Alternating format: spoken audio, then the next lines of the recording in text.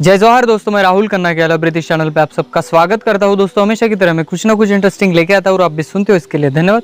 चलिए दोस्तों आज के वीडियो को शुरू करते हैं। दोस्तों हमेशा मैं कुछ ना कुछ लेके आता हूं। आज एक दावा कर रहा हूं, वो दावा बहुत ही बड़ा है और बहुत ही अभ्यासपूर्ण है। जी हाँ दोस्तों, मैं जो भी बातें बताता हूँ वो किसी न किसी किताब से और किसी न किसी संस्कृति के माध्यम से उठाई होती है, इसलिए मैं बेवजह की बातें नहीं करता। तो दोस्तों आज का जो वीडियो है वो वीडियो इसी टॉपिक पर है। मैंने बहुत सारे वीडियो ऐसे बनाए कि जो हड़प्पा और मोहनजोदारो संस्कृति है वो संस्कृति गोंड कालीन यानी गोंडवाना की संस्कृति है।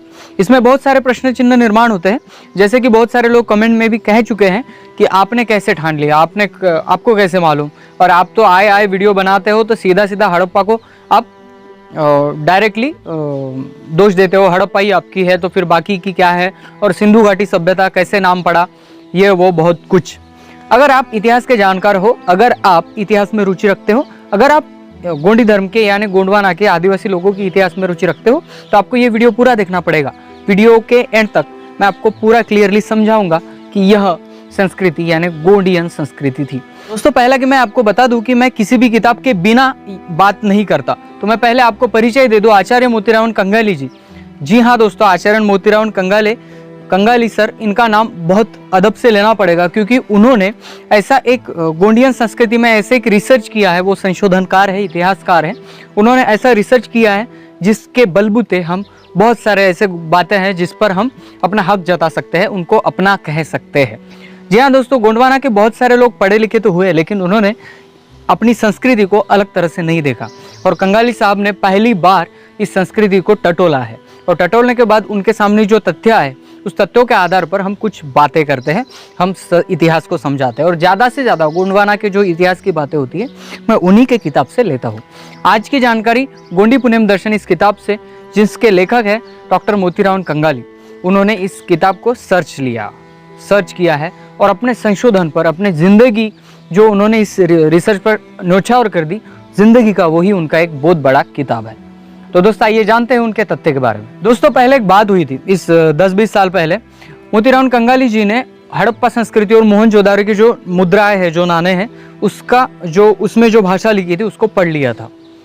उनको पढ़ने के बाद उन्होंने उसके ऊपर अपनी समिति बिठाई और समिति के द्वारा उसका पठन किया।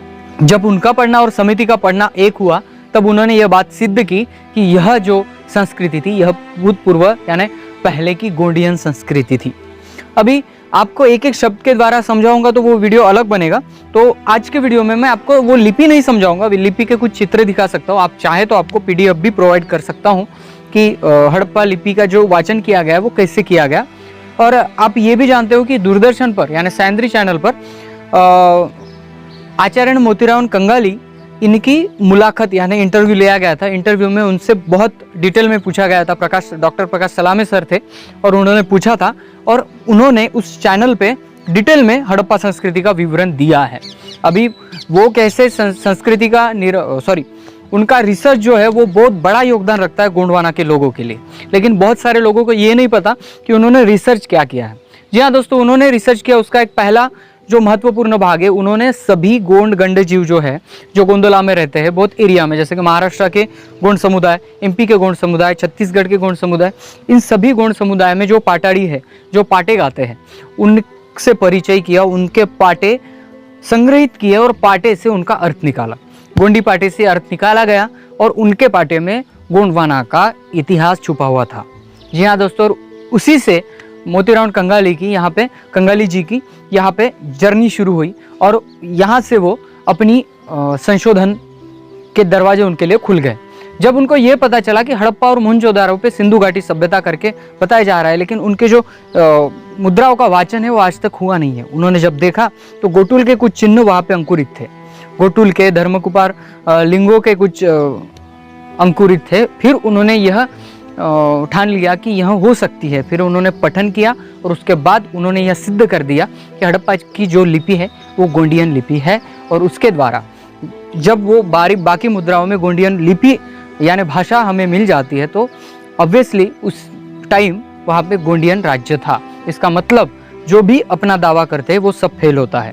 अभी कोई इतिहासकार मेरा वीडियो देख रहा है तो वो कहेंगे कि नहीं ऐसा नहीं हो सकता, कोई रिसर्चकार झूठ भी बोल सकता है।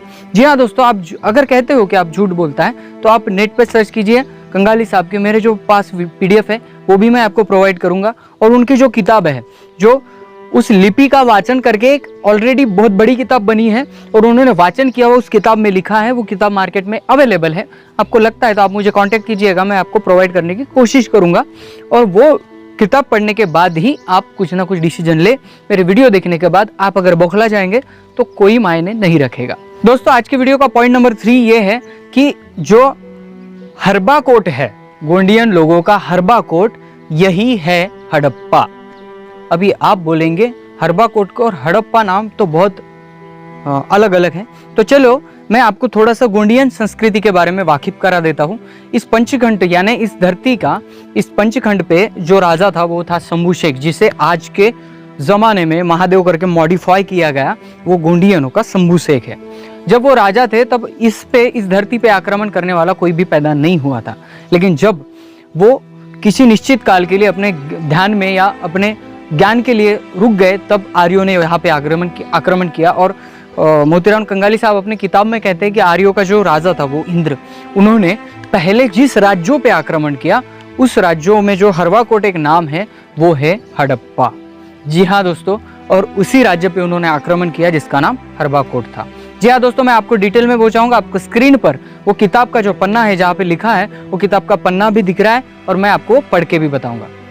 दोस्तों यह वो किताब है जहाँ पे लिखा है पारिक उपर लिंगो गोंडी पुण्यम दर्शन। इसके लेखक है मोतीराम कंगाली साहब और इधर इनका परिचय दिया गया है। ये किताब मेरे ख्याल से अभी इनकी नई आवृत्ति आ रही है, ये पुरानी आवृत्ति मेरे हाथ लगी है, नई आवृत्ति मेरे घर में है। तो इस आवृत्ति में यहाँ पे जो भी लिखा है वो कभी भी ऐसे नहीं लिखा है कि मुंह में आया लिख दिया, उन्होंने हर कदम पे यहाँ पे रिसर्च किया है। तो यहाँ पे मैं आपको बता दूं कि जो इस किताब का पेज नंबर 323 है, इसमें लिखा गया है, मैं आपको सीधा सीधा पढ़ के दिखाता हूँ और स्क्रीन पे उस जो किताब है उसका पेज भी आपको दिखाई देगा।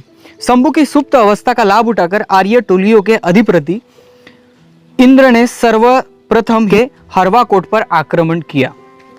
आर्यों के ऋग्वेद में उल्लेखित ऋचा क्रमांक 6.27.5 और ऋचा क्रमांक 6.27.6 में वर्णित हरियूपी नगर ही कोया वंशियों का हरबा कोट है, उसे ही वर्तमान में हड़प्पा कहा जाता है।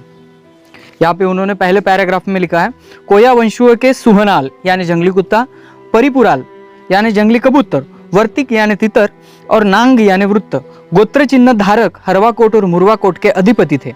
उनके गढ़ कोटों पर अग्नि अस्त्रों से आक्रमण कर शंभू शेख की भूमि के सैकड़ों नगरों को जलाकर आर्य राजा इंद्र ने भस्म किया।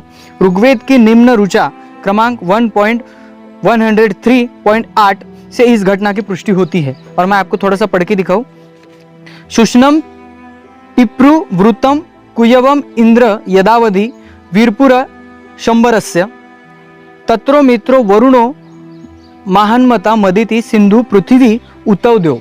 ये संस्कृत में जो लिखा है, इन्होंने ये पाठ जो है ऋग्वेद का दिया है और इसका अर्थ भी बताए। हे इंद्र, जब तू कुय वंशियों के शुष्ण, सुहनाल, पिरपुराल, वृत्तवर्तिक और इनको मार डाला, उसी तरह उनके नेता शंभूर के तटबंदी युक्त नगरों को जला के भस्म किया और अपने पराक्रम की लीला मित्र, वरुण, आदिति, समुद्र, पृथ्वी और आकाश को दिखाया, तब हमारी प्रार्थना सफल हुई। और इन्होंने इस किताब में एक ही श्लोक का नहीं तो मेरे ख्याल से 2 श्लोक का यहाँ पे विवरण दिया है और आगे भी बहुत सारे श्लोकों में ये बता रहे हैं।